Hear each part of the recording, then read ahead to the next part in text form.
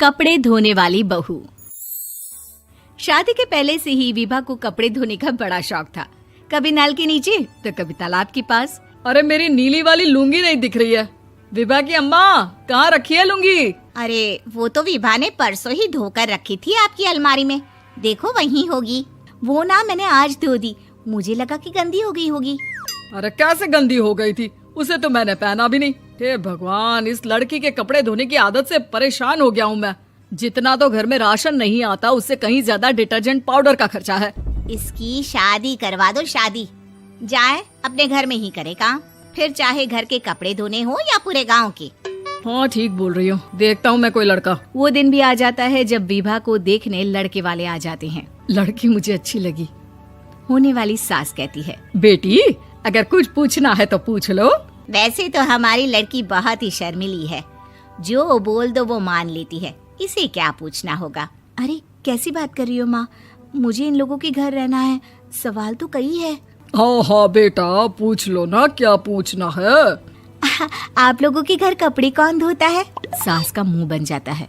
देखो, अगर तुम ये कहना चाहती हो कि तुम्हें कपड़े धोने नहीं आते तो सुन लो, कपड़े मैं ही धोती हूँ, लेकिन तुम्हारे आ जाने के बाद मैं रुमाल तक नहीं धोऊंगी। अरे चुप रहना भाग्यवान, बहू बेचारी घर आई नहीं, उसे डराना शुरू कर दिया।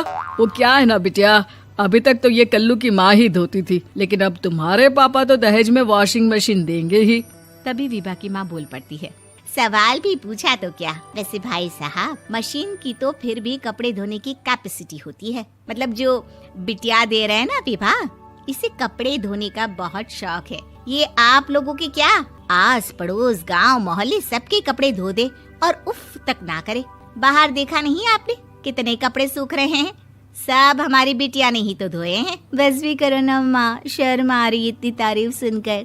और तो और एक दाग निकाल कर दिखाओ तो मान जाओ। हाँ अच्छा, माफ करना बेटा, मैंने गलत समझा। हमें तो रिश्ता बहुत पसंद है। और ऐसे जुड़ जाता है रिश्ता कपड़े धोने का शौक रखने वाली विभा का। उसकी शादी हो जाती है कोयला फैक्ट्री में काम करने वाले कल्लू के साथ। शादी के बाद अचानक विभा चिल्लाती हुई सास के पास आती है। सासू माँ, अरे सासू माँ कहाँ है आप? ये तो धोखा है, धोखा दिया आप लोगों ने मुझे। इसे ससुर के चक्कर के बारे में पता चल गया। अरे तो उसमें तुझे क्यों धोखा मिला है? अरे नल में पानी नहीं आता, कपड़े कैसे कब धुलेंगे? अच्छा, तू पानी नहीं आ रहा उसकी बात कर रही है। तो आपने क्या सोचा? कुछ नहीं। अच्छा, तेरी माँ ने कहा था कि कपड़े धोने का शौक है तुझे, याद आया मुझे। शौक बोलकर कपड़े धोने वाले मेरे जुनून को कम ना आके सासू माँ, कपड़ा धोना मेरा गुरूर है। तभी पति भी वहाँ आ जाता है। अभी मैंने इसे सनी देओल की फिल्म दिखाई है, उसी के डायलॉग मार रही है माँ। अच्छा सुन, साफ साफ बता रही हूँ, पानी सुबह 4 से 6 और शाम को 10 से 12 आता है, समझी? विभा टाइमिंग सुनकर हैरान हो जाती है। ये क्या भूतों का मोहल्ला है? सुबह 4 बजे उठकर कौन कपड़े धोता है? 4 बजे टंकी में पानी जाता है, फिर सारा दिन धोना ना, किसने मना किया? अरे कैसी बात कर रही हैं? 200 लीटर की टंकी में कितने कपड़े धो लूंगी मैं? सुबह ही उठ जाऊंगी मैं। अब क्या था, विभा सुबह 4 से लेकर रात के 12 बजे तक कपड़े ही धोती रहती। एक रोज सास पड़ोस से निकलकर कहीं जा रही होती है कि साथ वाली कहती है, हाँ कल्लू की माँ, जरा ये बताओ कि 2 साड़ी है, 2 ब्लाउज और एक पेटीकोट और एक नाड़े वाला लंबा कच्छा। हाँ तो?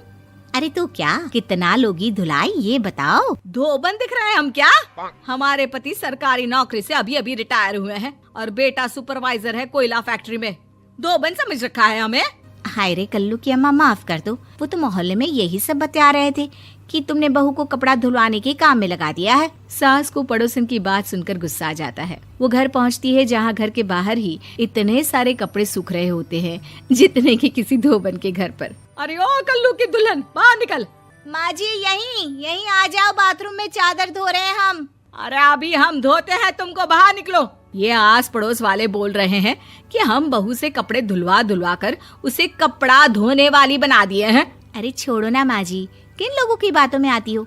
आस पास के लोगों का तो काम ही होता है कि वो किसी तरह सास बहू को लड़ा दे। बहू सारे घर के कपड़े धोती है, ये क्या कम है? बोलिए। सास को भी लग जाता है कि वो बहू का ये सनकीपन नहीं छुड़वा सकती, इससे अच्छा है कि खुद ही चुप हो जाए।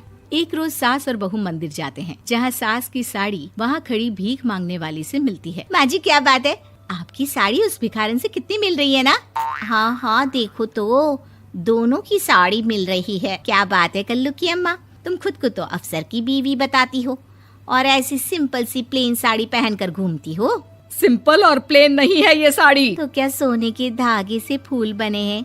कुछ भी सासू माँ, कुछ भी। हाँ बने थे इस साड़ी में सोने के धागे से फूल। मेरे पति लेकर आए थे मद्रास से स्पेशली मेरे लिए 10,000 की।